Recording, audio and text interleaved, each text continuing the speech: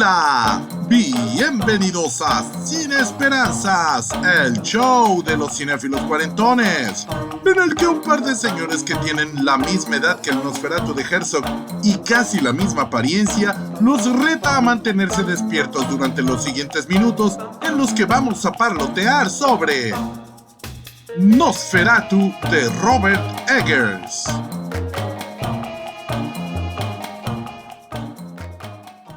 Bienvenidos. Estamos aquí reunidos una vez más para celebrar nuestro ritual de amor por el cine. En esta ocasión, me complace abrir la comenta sabrosa sobre una película increíble de un director que no ha hecho más que ganarse mi admiración y lealtad.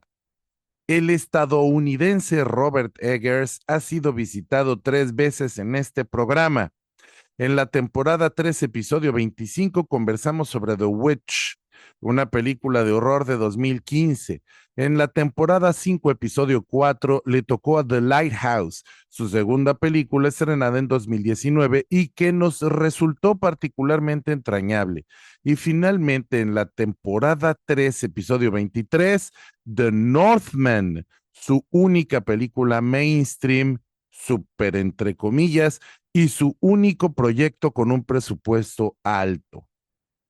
En enero de 2025, aunque la cinta se estrenó mundialmente en diciembre de 2024, tuve el privilegio de visitar su versión del clásico de horror Nosferatu Ein Symphony des Grauens, o sea, una sinfonía de los horrores. Es que si no lloro, si no presumo mi alemán. No, no es cierto, no hablo alemán ya.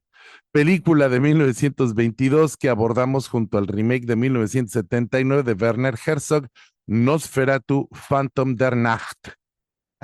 Mire, sí, pronuncio más o menos.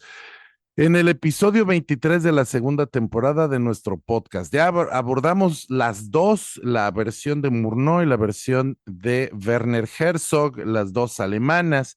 Pues bueno, la historia de Nosferatu es interesante y ya la abordamos ampliamente en estos episodios antes mencionados. No es un episodio nada más, es un episodio doble. Pero a grandes rasgos, esta película es la versión no autorizada que F.W. Murnau hizo de la película, perdón, de la novela Drácula del irlandés Bram Stoker de 1890 y tantos. Al no contar con los derechos de autor, el guionista Henry Galen hizo una serie de modificaciones a la historia para tratar de salirse con la suya, pero les falló. Bueno, spoilers. Muchos nombres cambiaron, por ejemplo, en vez de llamarse Conde Drácula, se llama Conde Orlok, Jonathan Harker se vuelve Thomas Hutter, Mina Harker se vuelve Ellen Hutter y en vez de ser en Inglaterra lo pasan a Alemania. Y bueno, pues los cambios así empezaron, pero no fueron nada más cambios superficiales, porque acontece que muchos elementos del personaje moderno del vampiro, que ya damos por sentadas y que ya son parte de la mitología universal del vampiro, incluyendo el mismísimo concepto de Drácula, nacen de esas adiciones que hizo Henrik Galen y que no tienen nada que ver con la novela.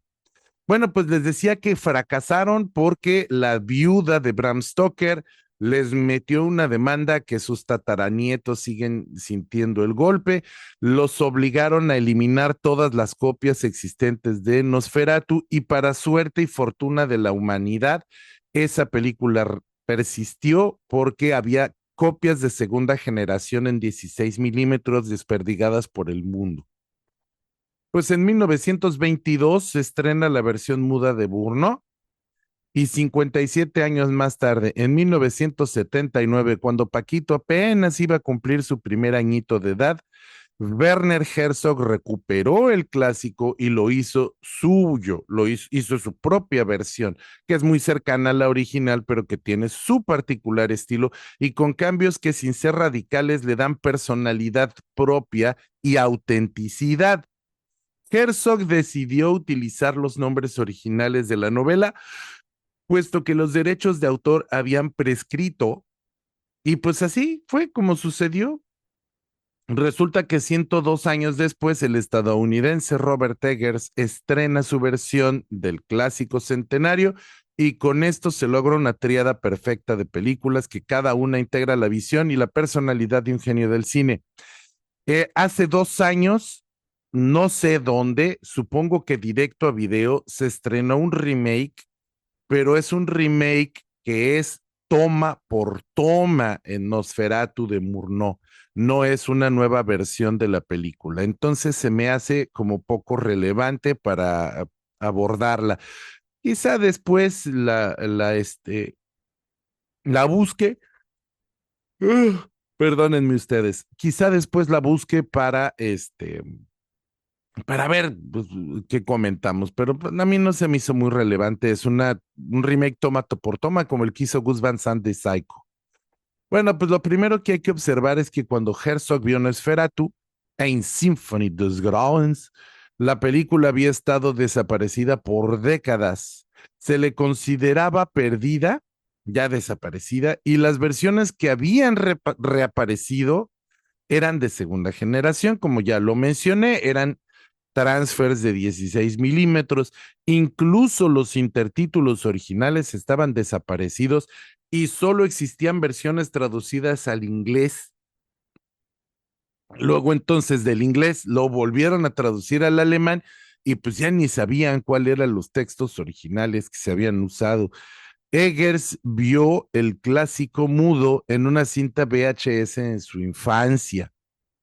Y aquí apunto que yo también la vi cuando era muy niño. Si se acuerdan de la anécdota o si no, váyanse al episodio de Nosferatu.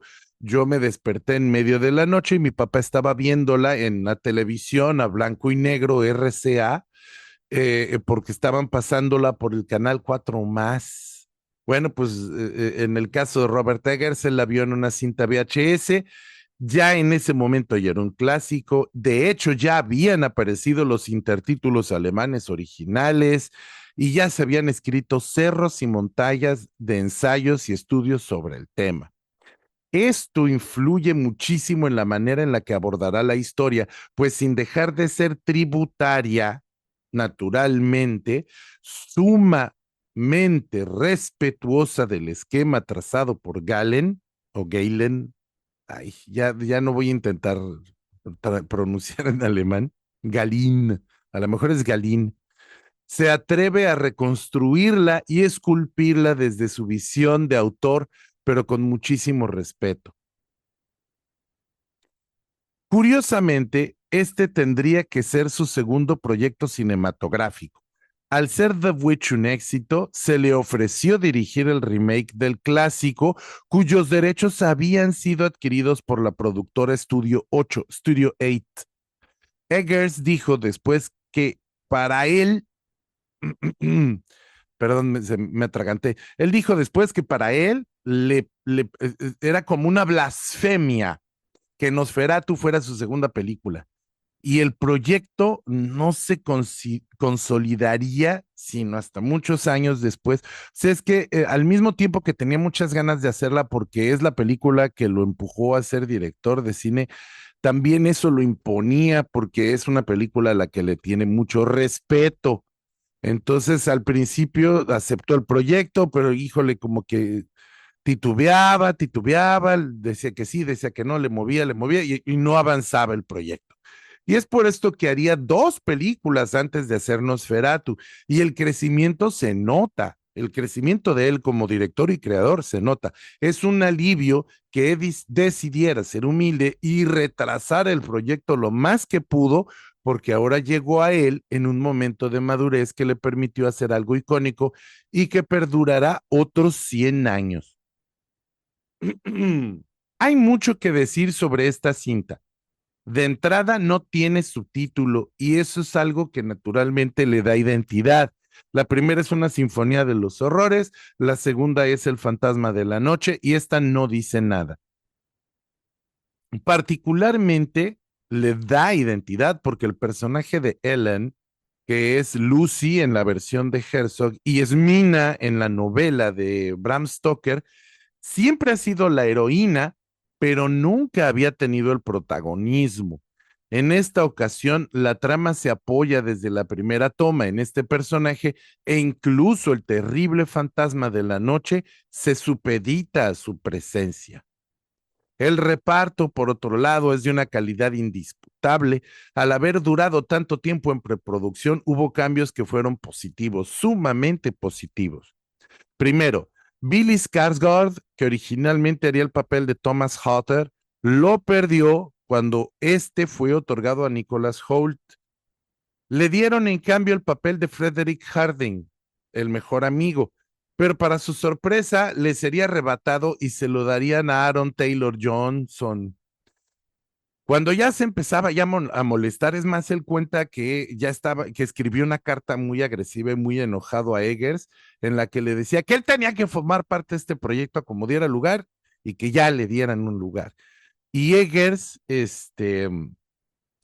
le ofreció el que quizás será el mejor papel de su carrera, o por lo menos el más emblemático, el Conde Orlok.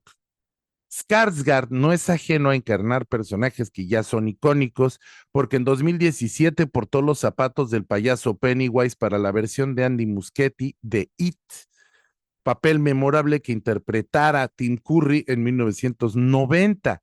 El papel no menos importante de Helen Hutter, además, sería originalmente de Anya Taylor-Joy, pero la larguísima preproducción les jugó mal y ya no pudo ser y terminaría en manos de la actriz francesa Lily Rose Depp.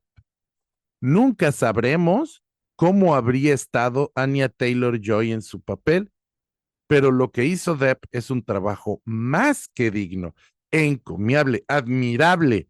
Puede opacar a Isabella Gianni y a Greta Schroeder. A lo mejor es la mejor Ellen Hutter de la saga Nosferatu, de la colección Nosferatu. También ese es debatible, ¿no? Es debatible. Pero yo pienso que Anya Taylor-Joy lo habría hecho diferente y que no necesariamente mal, sino diferente, y que esto que aporta Lily Rose Depp es muy valioso.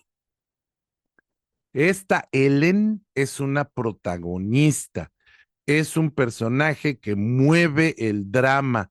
Ella es la oscuridad y la luz, es la causa y la solución de todo lo que acontece en la cinta. Ya pasé por los actores principales. Bueno, pues el segundo elemento fundamental para conseguir este resultado tan perfecto para mí es el brillante trabajo de Linda Muir, diseñadora de vestuario que reconstruyó a través de la ropa la selección de materiales y colores, y gracias a los diseños y al estudio antropológico que lo respaldan, la época de la Alemania del siglo XIX. Si la cinta goza de credibilidad es precisamente porque el fotógrafo se apoya en la luz natural, en la luz de velas y en el vestuario para cincelar en el rollo este fragmento que parece robarse de los años 1800, además de que los diseños con frecuencia resuenan con el vestuario de la cinta original, particularmente la vestimenta de viaje de Hutter. Linda Muir ya había trabajado con Eggers and the Norseman y se nota la sinergia que han alcanzado. No me sorprendería verla repetir en futuros proyectos del joven director, que aún tiene mucha saliva para gastar y una carrera brillante frente a él. Este rompecabezas es de varias piezas. Hay elementos metalingüísticos que apoyan al director en la reconstrucción del mito del vampiro, del que voy a hablar en mi segunda participación para no agotarlos, y su investigación histórica a la que nos tiene acostumbrados desde La Bruja y que lo lleva a narrar todo a partir del vampiro mitológico, que no el cinematográfico. En el pasado Festival Helltober, en la temporada 5, episodio 43, platicamos de nuestras películas de vampiros favoritas, pero este es el vampiro cinematográfico, el mito que se construyó en las salas de cine. Eggers retoma el original, el folclore, en sus palabras. Perdón, me hice bolas. En sus palabras, lo que decían aquellos que verdaderamente creían en vampiros, o sea, los que sí creían que eran reales.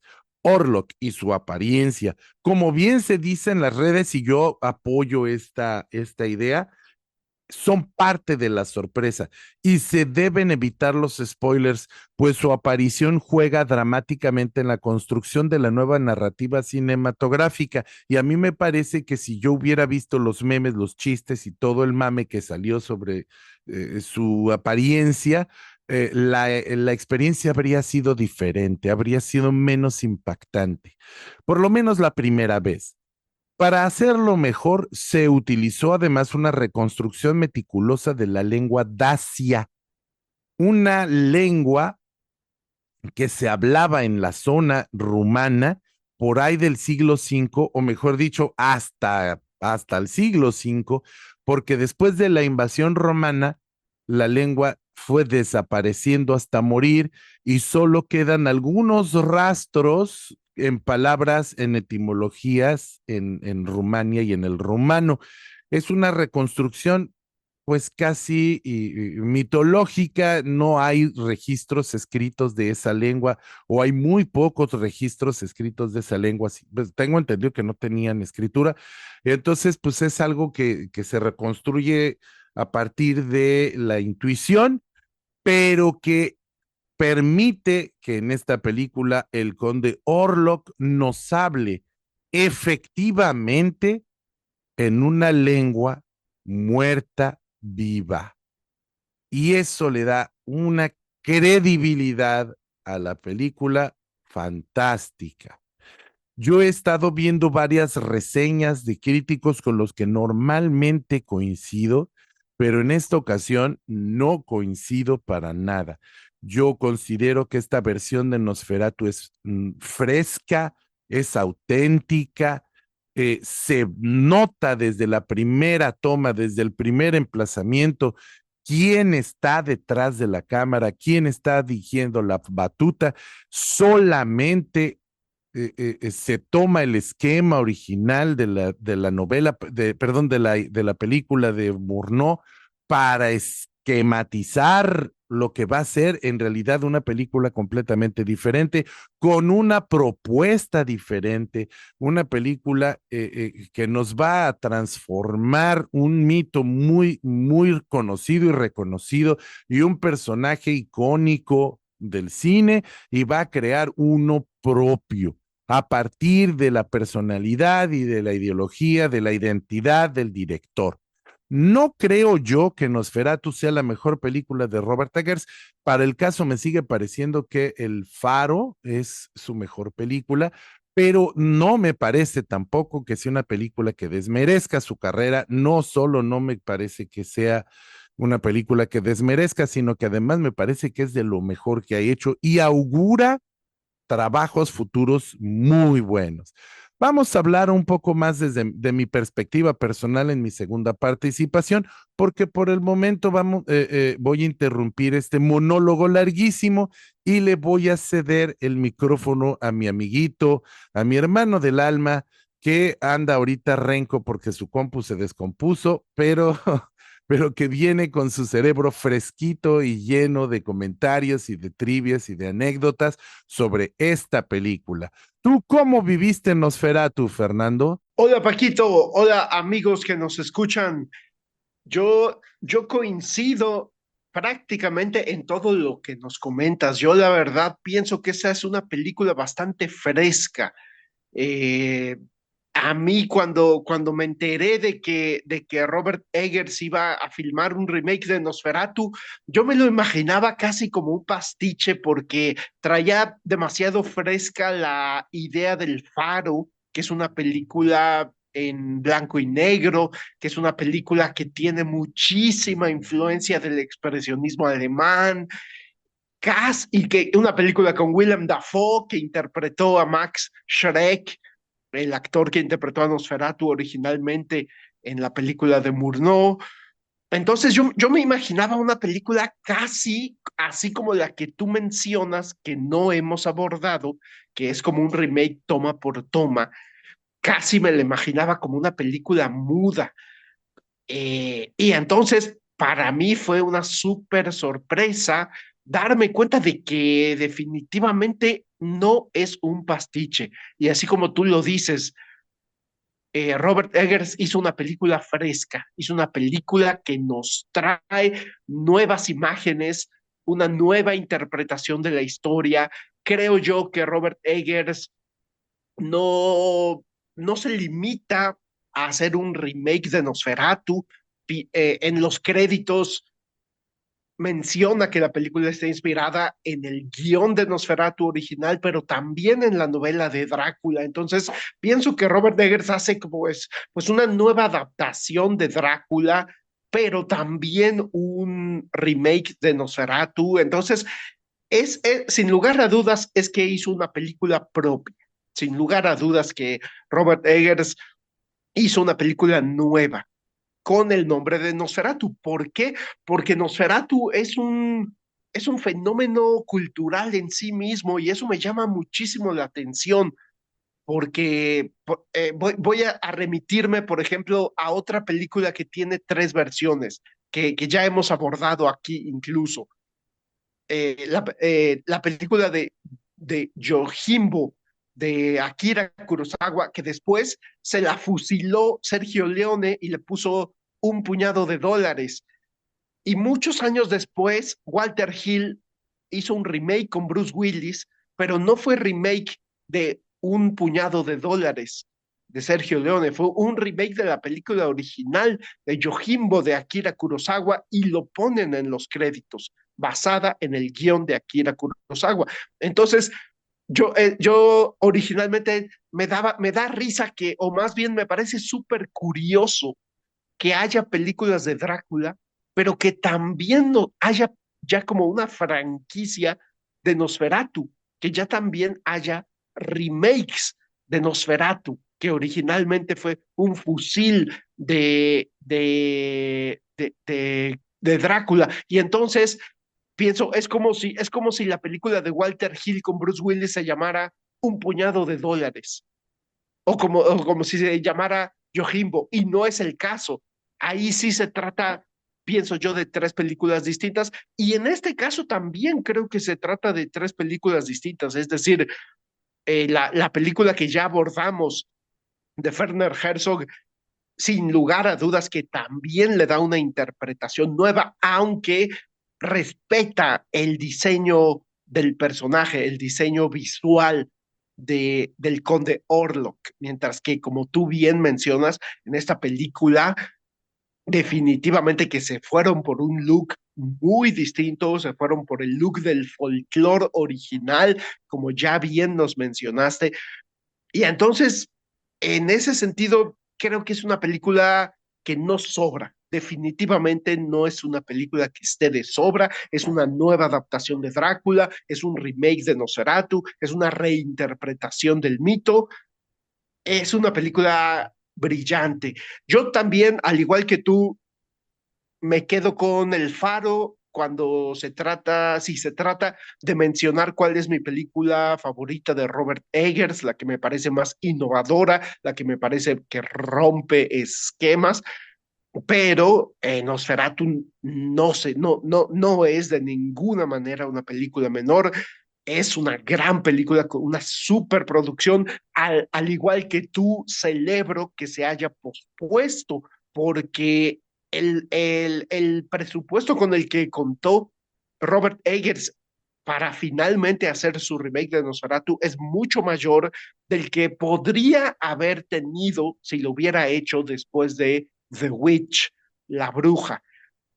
Aquí le dieron ya permiso, le dieron el estudio, le dio todo su voto de confianza para hacer una superproducción. Y entonces estamos ante una obra monumental, visualmente, auditivamente, el diseño de producción, la fotografía, que casi remite a mí me remite como a Barry Lyndon de Kubrick, o sea, esa iluminación con velas es magistral, el, el, el diseño de vestuario, como ya bien nos lo mencionaste, y por supuesto Bill Skarsgård, que como ya bien nos dijiste, ya tenía en su carrera un personaje icónico que fue el payaso Pennywise en la película de It, en esta última adaptación que hubo de la novela de Stephen King. Entonces, pues el personaje de Orlok le quedó como anillo al dedo. Y yo escuché en una entrevista a Bill Skarsgård que justo lo que nos mencionas, que originalmente él estaba como en la mira de Robert Eggers para interpretar a Thomas Hotler, es decir, el equivalente de Jonathan Harker en la novela de Bram Stoker. Y después, cuando finalmente se hizo la película, la entrevista en la que yo escuché a Bill Skarsgård nos relata cómo le dijo Robert Eggers, oye, ¿sabes qué? Que el personaje de Thomas ya está tomado. El personaje de Frederick, el esposo de Anna, la amiga de Ellen, este personajazo que ya nos mencionaste, lo brillante que es la actuación de Lily Rose Depp. Y entonces le dijo, estaba como decepcionado Bill Skarsgård y Robert Eggers le preguntó, ¿pero qué opinas de Orlok? Y Bill Skarsgård le dijo, pues, ¿cómo que qué opino? O sea, para él fue una total y absoluta sorpresa que Robert Eggers lo tuviera contemplado para interpretar al Conde Orlok. Y por supuesto que aceptó, por supuesto que hizo un papel brillante. Al igual que tú, yo me salvé de haber visto su imagen antes de ver la película, de haber visto los memes, afortunadamente, porque sí me impactó, a mí sí me impactó. Y por otro lado, no me queda más que mencionar que, al igual que tú, me vi profundamente impactado, profundamente conmovido por la interpretación de Lily Rose Depp. Es decir, esta mujer se ve, tuvo un reto de actuar en, en, en mil maneras, en mil diferentes maneras, es decir, tiene momentos románticos, momentos melancólicos, momentos de posesión, como de posesión demoníaca, que recuerdan mucho al exorcista de William Friedkin, pero que de todas maneras no te sacan de la ficción de Nosferatu.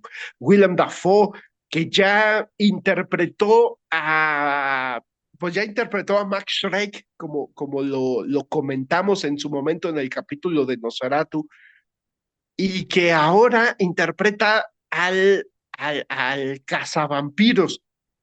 Se me fue el nombre del personaje en la película de Nosferatu, pero pues es el clásico Doctor Van Helsing en la novela de Drácula y en las películas de Drácula.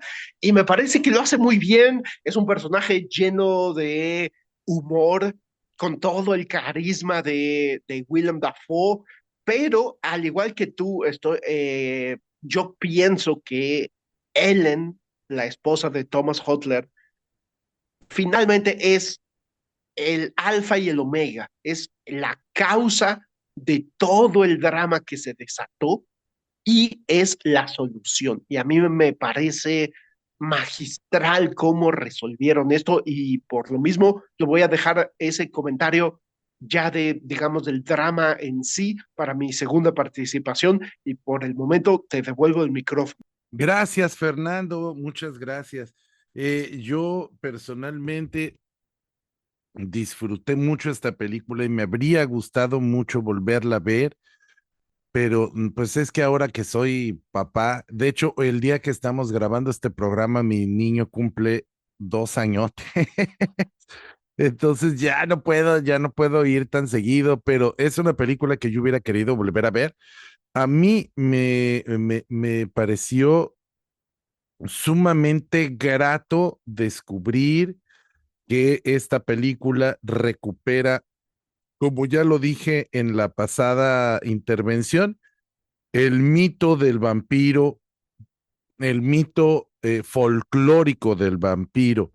Entonces, de entrada, la película empieza y tú sí estás viendo un remake de Nosferatu, pero empieza con una secuencia muy diferente. En esta película, la primero que vemos es a Ellen Hutter en una especie de sueño erótico. Ella sueña que llega una voz y ella está en el patio de su casa, creo. Ella está en la cama y se va moviendo y abre unas cortinas y empezamos a ver que la relación que esta mujer tiene con el mundo esotérico, con el mundo del más allá, es muy profunda. Entonces, la historia se va desenvolviendo casi puntualmente, como ocurre original en la novela y en la película de Murnau, pero hay una serie de detallitos que son pistas o señales de que la historia va a ser diferente, de que va a ir por otro lado. Y de entrada, cuando Thomas Hutter recibe la encomienda de Reinfeldt, que en este caso se llama Nock, ese es el cambio de nombres, bueno, pues el jefe lo manda con el conde Orlok a concretar la venta de un castillo en su ciudad natal. Cuando esto ocurre, ella le dice, no vayas. Cuando yo era niña, yo tenía problemas, yo tenía una figura o un ser oscuro, me invadía y tenía yo visiones de muerte y de destrucción, y en estas visiones de muerte yo me reía y era muy feliz en medio de la perdición, de la pudrición y de los cadáveres, y eso me hacía muy infeliz al mismo tiempo. Pero cuando te conocí, todas estas visiones se terminaron. Cuando yo te encontré tu amor, se acabó la maldición, se acabó la melancolía, se acabaron todos mis angustias, pero no te vayas porque yo sé que este viaje va a costarnos la felicidad, que este viaje nos va a costar mucho. Y algo así como, no sé si yo ya comenté esta anécdota, pero alguien dijo una vez que alguien, una mujer dijo, que Alien es la historia de un montón de hombres que no le hacen caso a la mujer que es inteligente, y que ignoran a la mujer inteligente, y que todos se mueren por ignorarla, y que al final solo sobrevive la mujer inteligente. Pues es algo así parecido. Esta Ellen Hutter le advierte y le dice, no te vayas porque esto va a significar el fin de lo nuestro, el fin de la humanidad, va a haber muerte, va a haber destrucción. Y obvio, pues que no la pela porque es la mujer y la mujer es medio histérica. El término histérico en ese entonces era considerado algo médico, y por supuesto que tenía que ver con el útero, el hister, y pues entonces era, pues, como las mujeres son histéricas, entonces no controlan sus emociones, y los hombres las tienen que controlar porque un buen marido pues es el proveedor y el señor de la casa. Entonces, como él quiere darle lo mejor, y eso, y este trabajo le va a dar una mejor posición laboral y social, entonces él le dice, no, tú quédate aquí con mi brother, con mi cuate, y yo voy, hago este viaje y cuando regrese vamos a estar a todo dar. Se repite, él no le hace caso y entonces pone en marcha todos los eventos funestos que van a culminar en lo que ya saben. Por supuesto que si él le hiciera caso y se quedara, pues ahí se termina la película y todos felices y contentos, entonces ya no hay película. Pero esto que acabo de comentar, estos 3, 4 minutos de historia, ya nos dicen que estamos viendo una historia diferente. Ya no es Thomas Hutter el único protagonista. De hecho, Fernando y yo ayer estábamos discutiendo sobre quién es el protagónico de la película, y después de discutir y de debatir, quedamos en que todos, o sea, al final es una película coral Esto va a hablar Fernando porque él sí tuvo la responsabilidad de leer la novela. A mí me da muchísima flojera leerla, pero es una película coral, entonces a ratos el protagónico es Thomas Hutter y a ratos va a ser Ellen. A mí me parece que el más importante es Ellen, pero sí, efectivamente, dependiendo de qué parte de la película estás viendo, de eso va a depender quién es el protagónico. Ahí empieza todo el cambio, pero hasta este momento la película va ahí, muy parecida a la original. Sin embargo, hay un evento, una secuencia que es nueva y que ahí es donde yo dije, aquí ya partimos, ya es una película nueva, diferente. Thomas Hutter llega a Transilvania, pasa la escena que todos conocemos con los gitanos, que esa salen todas las versiones de Drácula en sí, fílmicas que ha habido, pero Thomas Hutter tiene un sueño medio alucinógeno. Él se despierta y escucha a los gitanos, al pueblo Roma, avanzar en procesión y llevan a una mujer hermosa, desnuda encima de un caballo. Están llamando al vampiro y llegan a una tumba, sacan el cadáver de la tumba y descubren a un cadáver todo deforme y monstruoso y le ensartan una estaca de acero en el corazón. Y Thomas Hutter pega de gritos y despierta de esta pesadilla, pero despierta de la pesadilla con los zapatos llenos de lodo. Y ahí es donde empezamos a ver que no se va a tratar del mismo vampiro que nos crearon 100 años de cine. Este no va a ser el vampiro guapo, seductor, no va a ser tampoco el vampiro humanoide de Nosferatu, sino el vampiro tradicional y mitológico.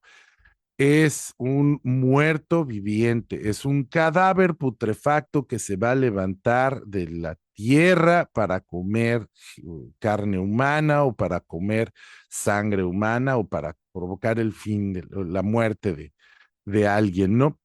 Entonces, me remite esto a lo que comentamos en el episodio sobre, en el último Helltober, en el episodio sobre Cronos, a lo que decía Guillermo del Toro, que originalmente Soy Leyenda, pues es una novela, es una historia, perdón, de Richard Matheson, donde todo el mundo por un virus se vuelve vampiro y solo queda una persona que es la que mata a los vampiros.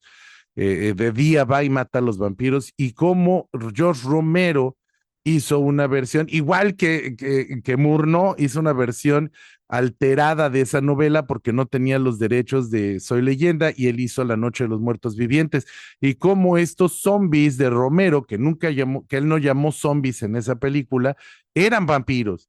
Eran vampiros, pero no eran vampiros como los mitológicos, estos cadáveres que se levantan de la tierra y que comen carne humana.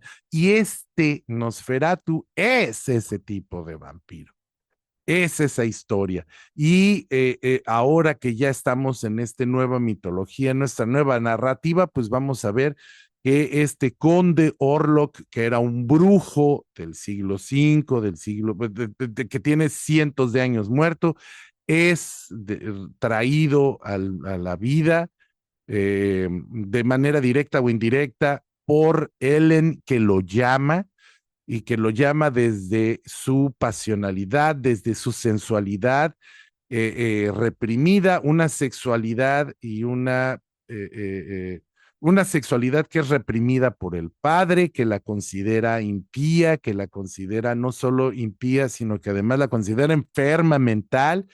Es esta depresión que ella sufre, esta soledad que ella sufre, despierta a esta criatura, la provoca para que le haga el amor apasionadamente, pero no le hace, me corrijo, no le hace el amor, le hace el sexo, le produce placer, y ese placer adolescente que es reprimido por la sociedad del siglo XIX y que bueno, todavía sigue siendo vigente.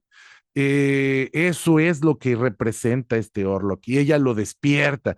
Claro que cuando ella se enamora, cuando ella encuentra un hombre que le tiene ternura y que le tiene simpatía, pues ese ese llamado esa conexión se detiene y es cuando Orlok dice, no, a mí me cumplen, no me dejan como estaba. Y empieza toda una historia diferente. Ahora por eso decía yo que Ellen es la causa y la solución, porque Ellen es la que despierta este mal antiguo, a este ser no muerto, y es también la que va a encargarse de exorcizarlo. Hay una escena muy dura, muy bizarra, en la que Ellen provoca a Thomas para que le haga el amor y él le hace el amor, pero a una mujer poseída. Y entonces es un sexo bestial, un sexo carente de ternura. Y es un poco esto, es esta mujer reprimida a la que se le dice histérica y a la que todo el mundo la culpa de todo lo malo que está pasando, pero que al mismo tiempo al culparla y al etiquetarla de enferma mental, pues están contribuyendo a que el problema no se resuelva, sino se empeore. Tenemos dos hombres, tenemos a Thomas Hutter, que es entregado al amor de su mujer, y tenemos al mejor amigo, que es encarnado por Aaron Taylor Johnson, que tiene otra forma de demostrar que le interesa, que quiere a la gente, que es Frederick Harding, pero Frederick Harding es un hombre de su época y es un hombre que lo va a perder todo porque es incapaz de colaborar con las mujeres, de entenderlas, de escucharlas, de tenerles empatía. Eso es lo que le va a costar todo a ese personaje. Mientras que Thomas Hutter sí aprende a escuchar, sí aprende a doblarse y pues que va a tener un desenlace ligeramente diferente, aunque también lo va a perder todo ahora que lo pienso, ahora que lo pienso. Y bueno, pues esta es mi interpretación personal de la versión que tiene Thomas Eggers del mito de Nosferatu.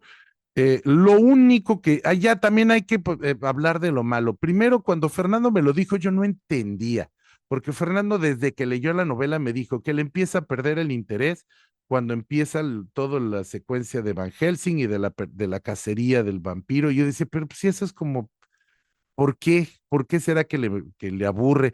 Pero cuando vi esta película entiendo a lo que se refiere. La cinta agarra un ritmo muy trepidante, muy interesante, pero cuando empiezan a tratar de entender la magia, la brujería, cuando empiezan a dedicarle tiempo los intelectuales y los muchachos que están cazando, Van Helsing, que están cazando a este vampiro, y cuando nos empiezan a explicar algo que no tiene explicación, como que detiene el ritmo de la película. Y sí es cierto, si hay una parte, sobre todo en esta secuencia final, en la que ya quieres recargarte en el control y adelantarle un poco, porque tú quieres que ya llegue, que ya pase lo que tiene que pasar.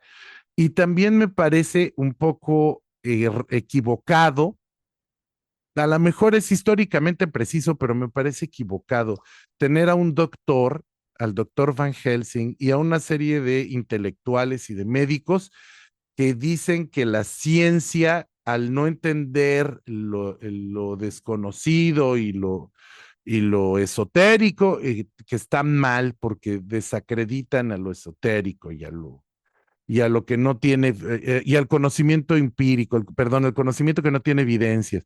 Y a mí se me hace un poco tonto porque, pues sí, en este mundo de ficticio, en el mundo de Nosferatu, pues sí, todo lo esotérico existe. Nada más que lo esotérico se puede demostrar empíricamente, porque tú puedes ver al vampiro y tú puedes ver a gente volando en los cielos y puedes ver a gente hablándose telepáticamente y hay evidencias de eso. Entonces, científicamente, en ese universo, todo lo esotérico sí existe, pero pues no te lo dice el director, espera que tú entiendas que en este mundo, en el mundo en el que estamos pues viendo la película, pues todo eso son patrañas, todo eso no tendría más que todo tendría una explicación racional, pero en el mundo en el que estamos viviendo, no en el mundo fantástico de la película. Yo eso lo considero un error porque no se entiende. O sea, es una reflexión que el director espera que hagas tú y yo no creo que todo el público vaya a hacer la reflexión así. Pero por otro lado, pues el director no es responsable de lo que se interprete de su película, él es responsable de lo que su película dice. En fin, ahí se los dejo a criterio de ustedes. ¿Tú cómo la ves, Fernando? ¿Ya se me botó el cayuco o por ahí va la cosa? No, Paquito, de ninguna manera pienso que se te haya botado el cayuco ni que estés poseído por un espíritu oscuro como el Conde Orlok, pero sí, la neta es que coincido 100%.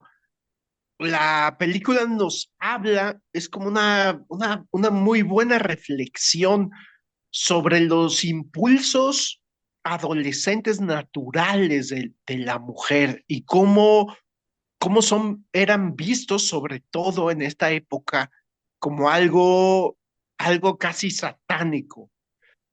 Y quiero mencionar que a mí me parece muy interesante que Murnau llevó la historia en el siglo XIX, llevó la historia que la novela nos cuenta a finales del siglo XIX, en 1897, que dicho sea de paso, es una fecha en la que el cine ya existía.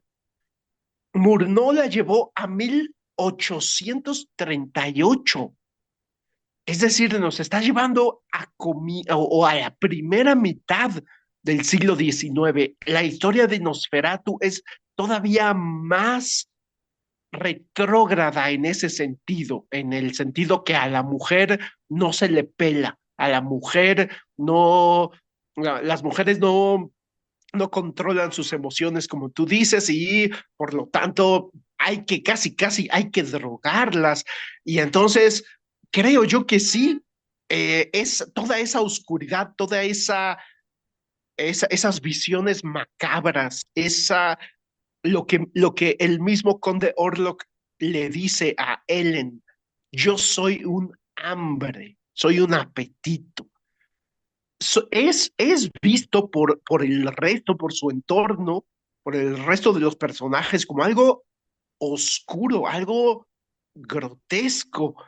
Y entonces esa escena en la que nos mencionas, en la que ella provoca a Thomas y tienen sexo, pero de una manera brutal, de una manera muy animal, pues creo que nos habla de este discurso que tú ayer, cuando estábamos platicando la película, me hiciste ver, de cómo a la mujer en ese tiempo se le ninguneaba, se le reprimía, y entonces, pues claro que es mostrado cinematográficamente estos impulsos, estas necesidades naturales de la mujer como algo que se tiene que morir. Claro que, pues sí, la película pues trata sobre un vampiro, ¿no? Finalmente el antagonista de la película, el malo de la película es un vampiro y hay que matarlo. Entonces, al final, Ellen, que fue la que despertó a este ser oscuro, es la que tiene la obligación, el deber y es la que tiene realmente el poder de regresarlo a la muerte. Y a mí me parece muy interesante esa escena en la que Willem Dafoe le dice: tú eres la elegida, tú eres la redentora.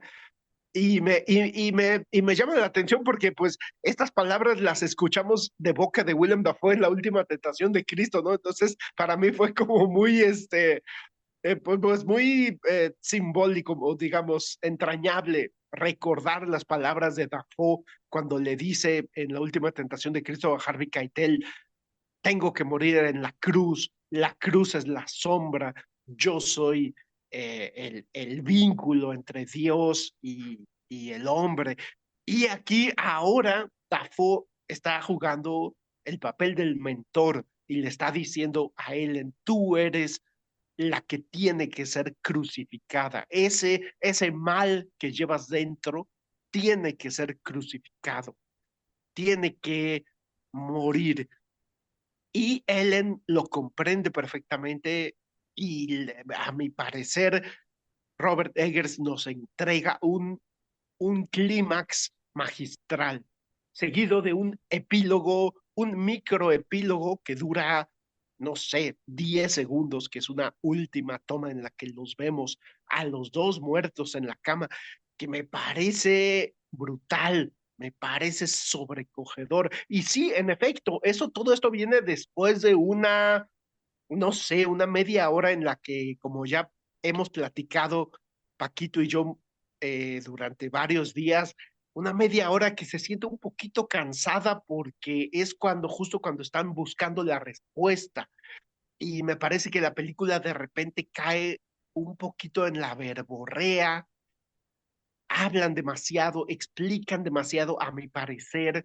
De repente la puesta en cámara y la fotografía, la iluminación, a mi parecer, al mismo tiempo que están hablando demasiado, casi como una obra de teatro, también visualmente me empieza a resultar un poquito monótona, me empieza a cansar y como dice Paquito, ya estamos como ansiosos o como pues ya con la urgencia de que llegue el tercer acto, ¿no? Por decirlo de algún modo. Pero sí, finalmente de que llega, llega.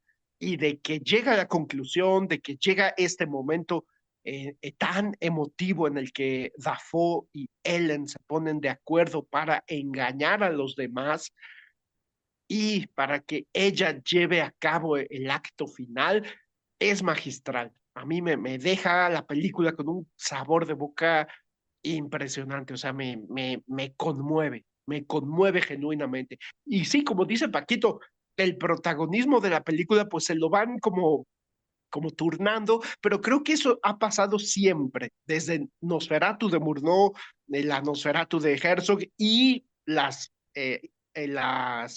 demás, perdón, las demás adaptaciones de Drácula, incluyendo la de Coppola.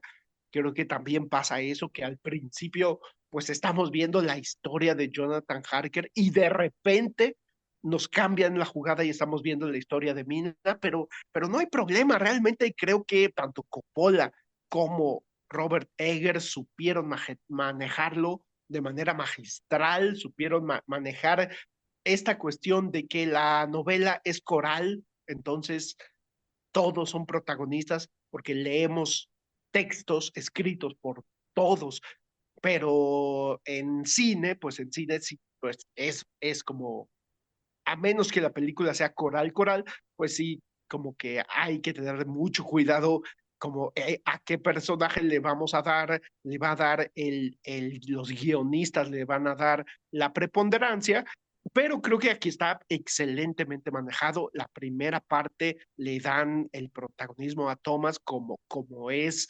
natural, pero después definitivamente estoy de acuerdo con Paquito, Ellen toma la batuta, Ellen es aquel personaje que se está viendo confrontado con el mal, que se está viendo confrontado con su propia naturaleza y que finalmente se ve confrontada con su papel de redentora, con el papel de la única que puede detener la plaga.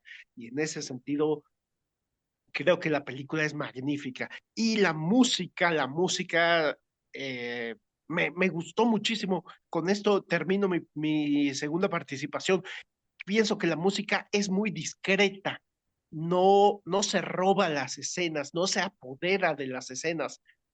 Uno no podría ni siquiera recordar o tararear algún tema, pero es poderosísima. Me parece que la música a su modo discreto, aportó muchísimo. Y yo con esto cierro mi participación y le mando un abrazo a nuestra productora ejecutiva Carolina González y por supuesto a su hijo Mario Humberto y un agradecimiento profundo a todos los que nos escucharon.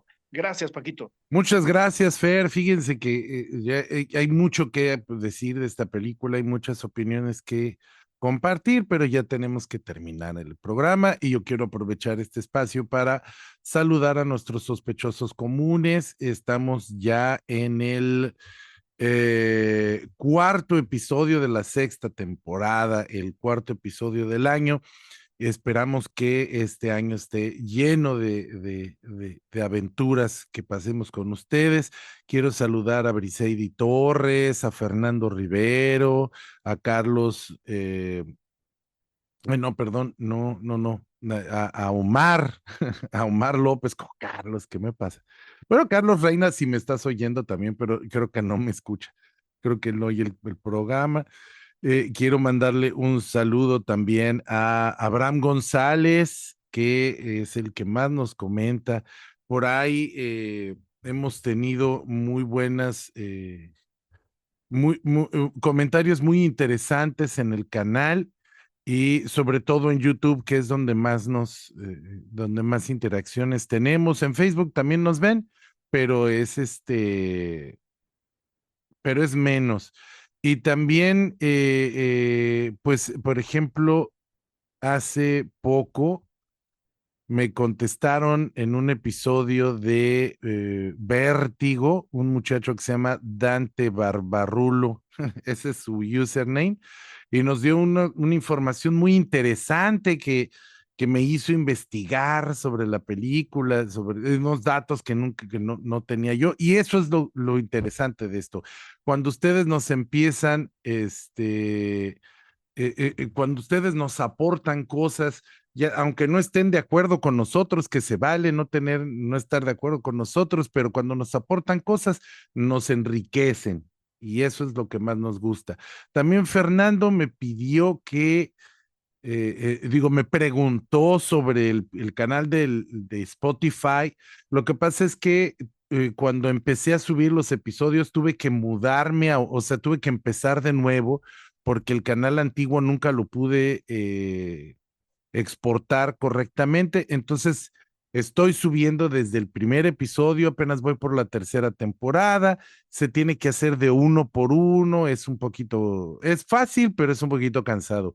Pero yo me comprometo a estar subiendo rápido para que en unas semanas ya esté yo al corriente y yo pueda subir al mismo tiempo el episodio en las 3 plataformas, en Facebook, en YouTube y en Spotify.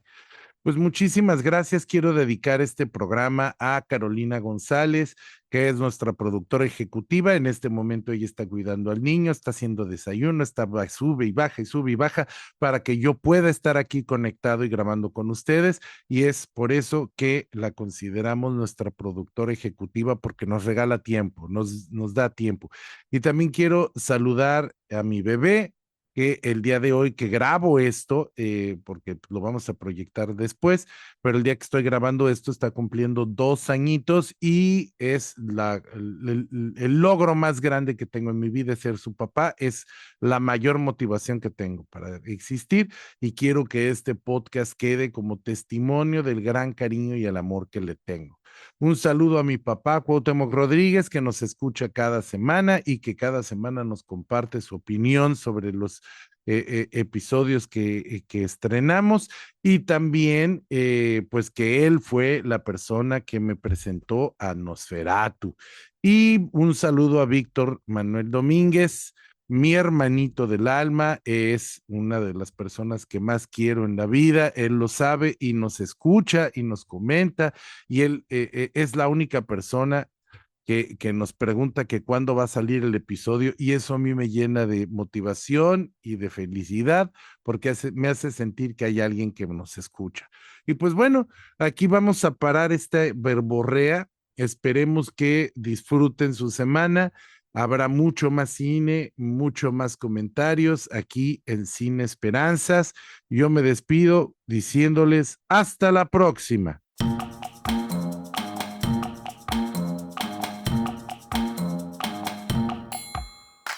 Esta fue la 6ª temporada de Cine Esperanzas, el show de los cinéfilos cuarentones, con Fernando Zefín y Paquito Rodríguez. Puedes escucharnos en nuestra página de Facebook, nuestro canal de YouTube y ahora también en Spotify. ¡Hasta la próxima!